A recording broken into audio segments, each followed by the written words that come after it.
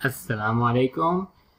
इस लेक्चर में हम ग्राउंड फ्लोर की वॉल पे ऐसे लाइनिंग बनाएंगे।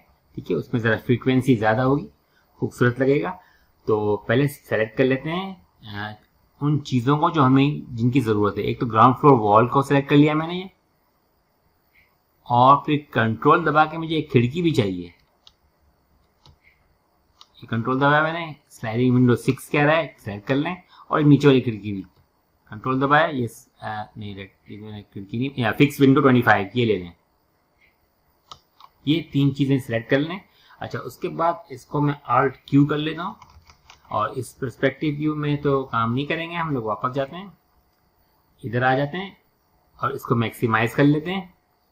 नए तरीके से हम लाइनिंग लगाएंगे, ज़रा नोट कीजिएगा आप। और उसके बाद सबसे पहले तो मैं एज यूजुअल गाइडलाइंस बना लूँ। मैं शेप में गया, लाइन में गया और एक लाइन क्रिएट कर ली। यहाँ से स्नैप अगर मैं ऑन कर लूँ, जी स्नैप ऑन कर लूँ, ऐसे दबा के ये क्लिक यहाँ से लेके यहाँ तक। ठीक है, वो थिकनेस रेक्टेंगुलर उसकी विड्थ और लेंथ और विड्थ उसकी है, तभी वो ये देखिए लाइन मोटी शो कर रहा है हमको। कोई बात नहीं, यही हमारी लाइनिंग की थिकनेस होगी। ठीक है ना, तो साइज हमारी बिल्कुल लाइनिंग का है, कोई बात नहीं। हम उसके बाद में यहाँ से लेकर पहले मैं चेक करूंगा परपेंडिकुलर ऑन है मेरे पास। जी परपेंडिकुलर है, तो वो भी मेरा कोई फायदा नहीं देगा जब तक कि ऊपर लाइन ना हो। तो एक ऊपर लाइन लगा लेते हैं। ये सब गाइडलाइन है, मैं नाम इनका भी डिलीट डेल नाम रख दूंगा। हल्की सी लाइन लगा लें, एक ही लाइन बस लगा ली। अच्छा, अब आ जाओ उस लाइन के बाद जहां हमने लाइन लगाई थी। ये देखिए, यहाँ से शुरू करें, क्लिक, और यहाँ पर 90 डिग्री पे रख दें। ठीक है, और उसके बाद नीचे एक लाइन लगाएं, एस्केप दबा देते हैं, राइट क्लिक करते हैं, सॉरी। उसके बाद एक नीचे लाइन की कमांड एक्टिवेट होगी। नीचे भी हमको एक बेस चाहिए, एक लाइन क्लिक करें और यहाँ तक ले जाएं, ऐसे ही। ये हमारे पास वो लाइन है जिसपे हम यहाँ पर एक एक्स्ट्रा लाइन लगाएंगे। देखिए यहाँ पर मैंने क्लिक किया और यहाँ 90 डिग्री पर रख दिया। ये एक्चुअली ये तीन लाइनें जो मुझे गाइड करेंगी। मैं एस्केप दबा देता हूँ, क्योंकि मैं नाम बदलना भूल गया हूँ, तो फिलहाल मैं इनको यहीं रहते हुए डिलीट करता हूँ। नीचे की बड़ी लाइन, लंबी लाइन जो लगाई थी इसको डिलीट कर दें, और जो ऊपर लाइन लगाई थी इसको डिलीट कर दें। अभी हमने फर्स्ट फ्लोर की बाय द वे लाइनें डिलीट नहीं की, जो हमने डेल के नाम से लगाई थी। अभी इकट्ठा कर देंगे, कोई बात नहीं। अब आ जाए एक नए तरीके से, इधर हम लोग लाइनिंग लगाते हैं। ठीक है, ये हमारे पास गाइडलाइन मिल गई। गाइडलाइन इस तरह मिली कि इसको पहले 5 हिस्सों में तकसीम कर लेते हैं। बीच की लाइन ये जो लगाई हमने, इसको मॉडिफाई में जाएं और इसके सेगमेंट लेवल पे जाएं, फिर इस सेगमेंट को सेलेक्ट करें। हम तरीका सीख चुके हैं। उसके बाद हम आएंगे डिवाइड में, नीचे जाके मिलता है बटन, काफी नीचे जाके डिवाइड का बटन होता है। तो मुझे इसको यहाँ पर 5 हिस्से चाहिए ऐसे। तो इसको मैं बोलूंगा तुम 4 वर्टिसेस लगा दो मुझे बराबर से। 4 लिखूंगा मैं और डिवाइड का बटन दबा दूंगा। ये देखिए वर्टिसेस लग गए, ये वर्टिसेस लग गए जहां पर लाइनिंग मेरी गुजरेगी। और दूसरी बात, इसका मिड पॉइंट मुझे मिल जाएगा, यहाँ एक लगा दूंगा और इसके मिड पॉइंट पे एक लगा देंगे। अब चलिए जो हमारा मेन मेथड है नया वाला, उसको ट्राई करते हैं। अच्छा, आपको पता होगा कि हमारा जो एंगल है इस तरह से है। अगर पर्सपेक्टिव कर दूं पी दबा के, और इसको खराब नहीं करना चाहता हूं मैं, इसी व्यू में रहते हैं और अब पी दबाते हैं। यहाँ पर रहते हुए पी दबाएं, 4 जब व्यूज खुले हुए हों। ये पर्सपेक्टिव हो गया। अब इसको मैक्सिमाइज कर देते हैं। हमारा व्यू जो होगा कुछ इस तरीके से होगा। देखिए ये वाली सामने की जो फेसेस नजर आ रहे हैं, इस पे मुझे लाइनिंग चाहिए। ठीक है, तो अब हम लोग क्या करेंगे, इन पॉलीगॉन्स को सिलेक्ट करने की कोशिश करेंगे। सिलेक्ट किया आपने ऑब्जेक्ट को, UVW मैप लगाया था मैंने, पता नहीं क्यों, कोई बात नहीं, इसको डिलीट कर देते हैं। अभी इसकी हमने मटेरियल लगाया नहीं है, तो इसको मुझे नहीं मालूम मैंने क्यों UVW मैप लगाया। इसको सेलेक्ट करते हैं, डिलीट कर देते हैं। मटेरियल लगाएंगे तो डिटेल में, ताकि पहले से कर सकें। ठीक है, ये एडिटेबल पॉली एक है, उसके हम लोग जाएंगे पॉलीगॉन लेवल पे, और जो सामने पॉलीगॉन नजर आ रही हैं, देख लीजिए, अंदाजा कर लीजिए, इन सब को मैं सेलेक्ट कर लूंगा जिनके ऊपर लाइनिंग लगानी है। आ जाइए, सेलेक्ट करते हैं। ये सेलेक्ट किया मैंने, आर्क रोटेट किया थोड़ा सा, ये सेलेक्ट किया, ये जो ये जो है हमारे सीढ़ी के पीछे छुपा हुआ है, इसमें लाइनिंग नहीं करनी है हमको। ये फेस ले लेते हैं, हालांकि ये भी छुपा हुआ है। कंट्रोल दबा के मैंने ऐड कर लिया, कंट्रोल दबा के इस सामने वाले फेस को लिया। अब खिड़कियां जो मेरे अगर अंदर होती हैं और मुझे साइड में लाइनिंग चाहिए होती तो मैं अंदर के फेसेस भी लेता, लेकिन मुझे अंदर लाइनिंग नहीं करनी। ये जो अंदर के फेसेस हैं अगर खिड़कियों में से नजर आ रहे हैं या खिड़कियां थोड़ी अंदर है, मुझे उन पर लाइनिंग करनी ही नहीं है। ठीक है, आगे जाके सेलेक्ट करते हैं, कंट्रोल दबा के इसको सेलेक्ट कर लिया, इसको कर लिया और आर्क रोटेट किया मैंने, कंट्रोल दबा के इसको सेलेक्ट किया, करते गए, ये भी वॉल नजर आएगी। और ये पीछे की एक छुपी हुई वॉल है, इसको ले लेते हैं कंटिन्यूएशन में, कोई बात नहीं। कंट्रोल दबा के ये लिया, थोड़ा सा ये भी नजर आएगी और फिर इसको सेलेक्ट किया और यहाँ पर आगे हमें कुछ नजर नहीं आएगा, हम देख चुके हैं। ये वो पॉलीगॉन्स हैं जो हमें नजर आएंगी इस तरह करके जब हम कैमरा वैमरा लगाएंगे। ठीक है, इन पॉलीगॉन्स में बेसिकली हमें लाइनिंग करनी है। ठीक है, तो इसके लिए मैं 2 स्टेप करूंगा। एक तो जाके हमारा जो ओ स्नैप है उसको मेक श्योर कर लेता हूं कि ये परपेंडिकुलर नहीं चाहिए, वर्टेक्स और मिड पॉइंट पे, वर्टेक्स और मिड पॉइंट इसमें हम हमारे चेक हुए हैं। ठीक है, तो इसको जो है हम ठीक है दोनों को सेलेक्ट करके कर दिया। अच्छा, अब जो है वो लाइनें हमारी यहाँ बनी हुई है, इन लाइनों पे पॉइंट लेंगे और हम लोग स्लाइस करते जाएंगे। ये ट्रिक इसमें लगाएंगे। तो आइए टूल लेते हैं। एक तो मैं इसको ये ऑर्थो को ऑन कर लूँ क्योंकि हमें सिर्फ एक पॉइंट मिलेगा, दूसरा पॉइंट हमें सीध में चाहिए होगा, तो हमने ऑर्थो ऑन कर लिया ऑटोकैड की तरह। अब पॉलीगॉन सेलेक्टेड है, यहां पर आके मैं क्विक स्लाइस का बटन ढूंढूंगा और नीचे जाते हैं, ये रहा क्विक स्लाइस किया ही मैंने, क्विक स्लाइस का बटन लूंगा। अब देखिए, और उसको याद रखिए फ्रंट में चले जाएं, F दबा के मैं फ्रंट व्यू में, सीधे ऑर्थोगोनल व्यू में होना चाहिए, तभी हमारा ये काम सही होता है। आ जाए, लाइनें हमारे यहां लगी हुई हैं।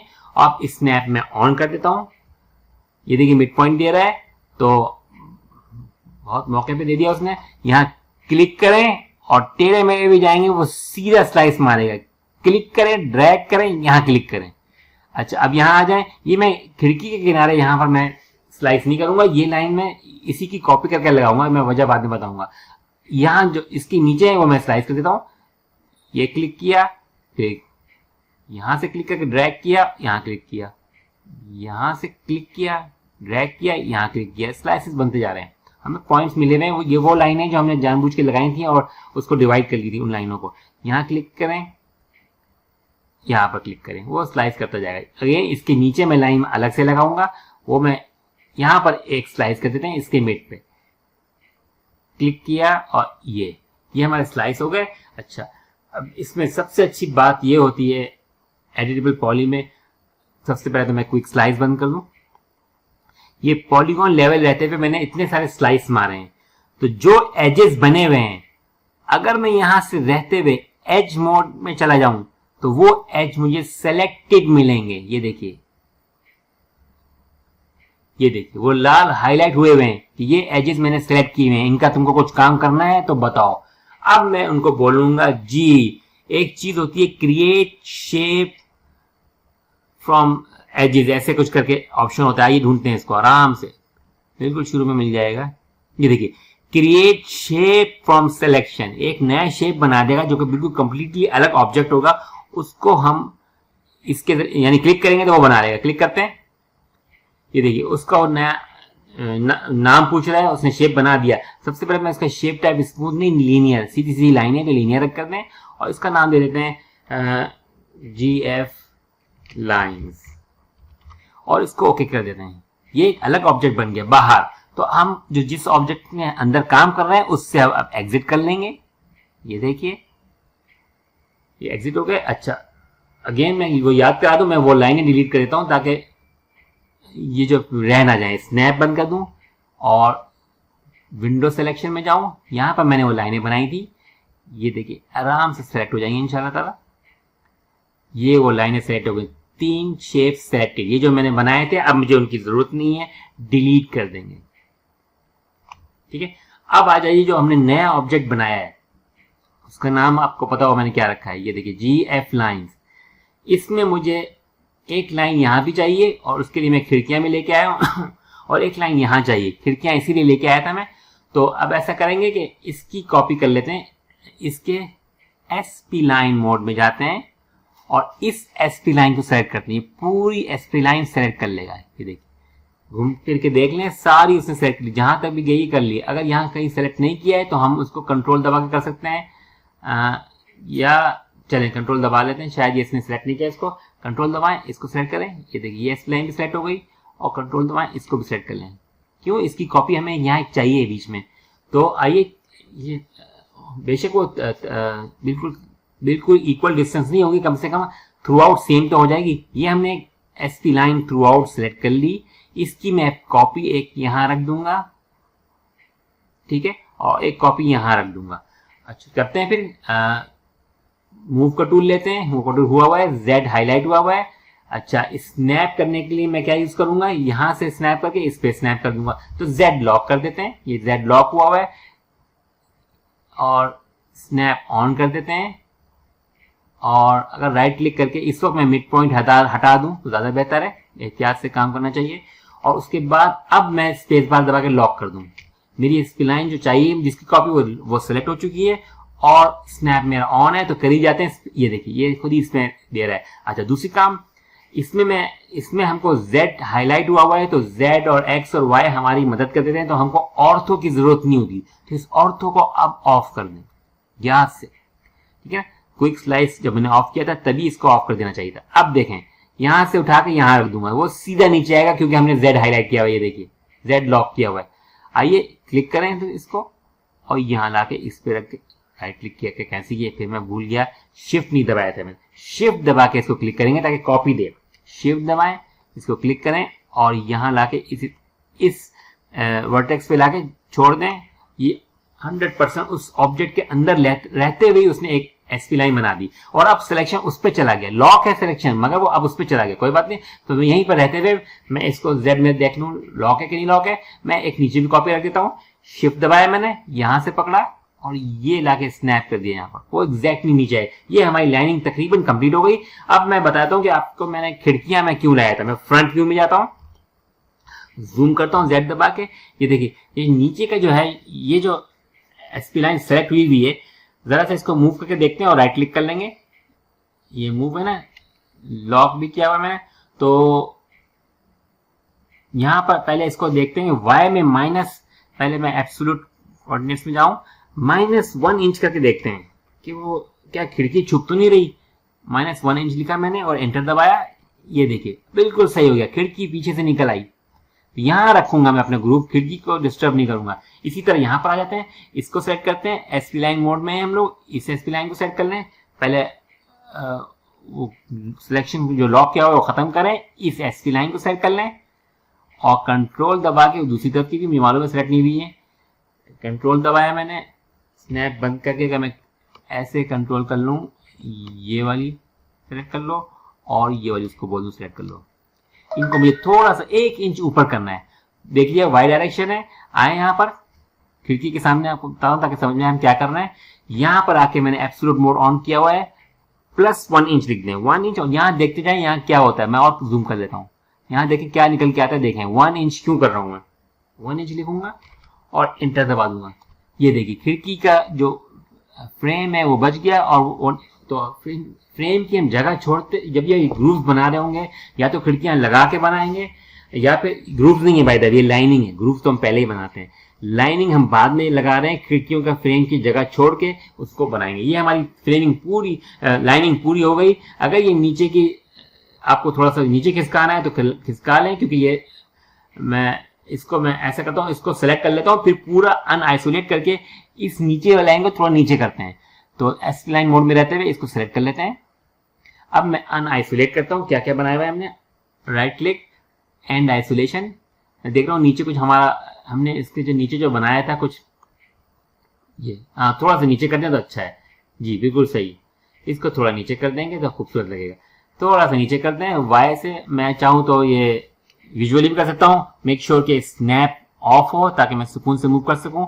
Y को पकड़ के थोड़ा सा नीचे कर देंगे। ये देखिए वो पीछे जो एज नजर आ रहा है वो एज है, वो ऑब्जेक्ट के अंदर है।